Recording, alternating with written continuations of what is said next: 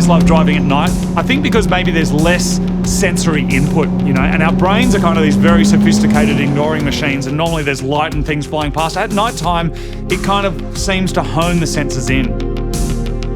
My name's Blair. I'm a professional musician composer from Sydney, Australia, and a lot of people also know me as Moog, one half of Mighty Car Mods.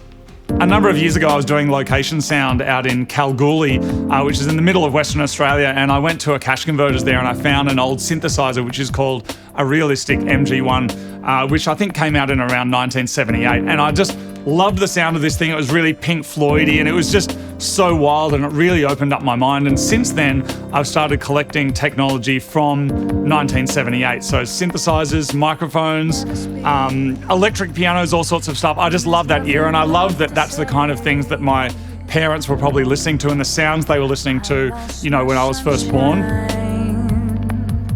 One giant leap in the time it takes to decide these fleeting memories. So Marty's my best mate. We make this show together. It's called Mighty Car Mods, and it's got around 5 million followers across YouTube, Facebook, and Instagram. We started making videos on Marty's mum's driveway, and my bias was certainly at that time was kind of on filmmaking, and Marty's bias was in cars, so it was this kind of good combination. And the cars let you have the adventure, but ultimately this is a story about people, and it's a story about me and Marty, two Aussie blokes often fumbling our way through mods and then hopefully triumphing at the end.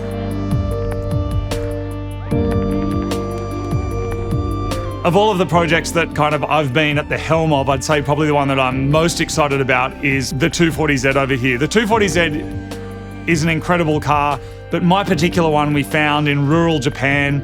It was in a shed, and being able to actually go to Japan, open up the shed, pull a sheet off, and there's this car. That was a moment that I went, you know what, I'm gonna keep this car forever because this is incredible.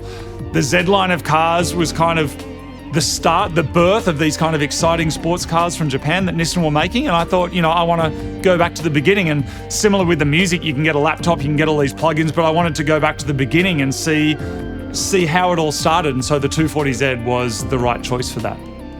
So the car is a 1975 S30 from Japan. Underneath the hood, there's an RB26 from a Skyline GTR, and that's going into a 5-speed box and an R200 diff. It's rear-wheel drive. It's running Haltech engine management, and it's got a Techno Toys tuning kind of subframe conversion on there.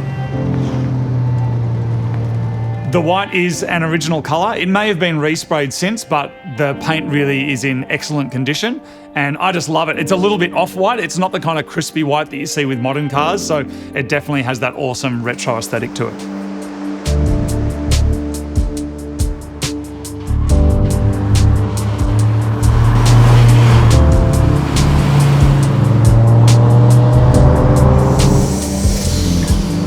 What really drives me is connecting with other people, and it doesn't matter if that's out on the road when driving with a car, or if it's through the Mighty Car Mods videos, or it's through music. I just get really excited when you meet someone and there's this genuine kind of understanding because you've got the same kind of car, or you're at a track day, or you have the same kind of synthesizer. And I think that we live in such a patchy world that we're led to believe that there's all these different tribes and everybody's involved in different things, but actually we have more in similar than we don't. You know, everybody just wants to be understood. They want to try and express something. They want to try and create something and hopefully be creative. And so I'm trying to do as many of those things as I can. It just so happens that it's music and it's video and it's cars.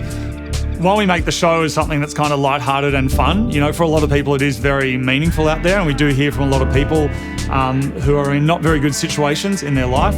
And so the show is something that we take really seriously because we know that there's a lot of people out there that really hang out for the show. And so rather than, you know, the cars or the success or anything else that may be attributed to making this show, the most important thing to me is being able to connect with people, and particularly those vulnerable people where it's most meaningful.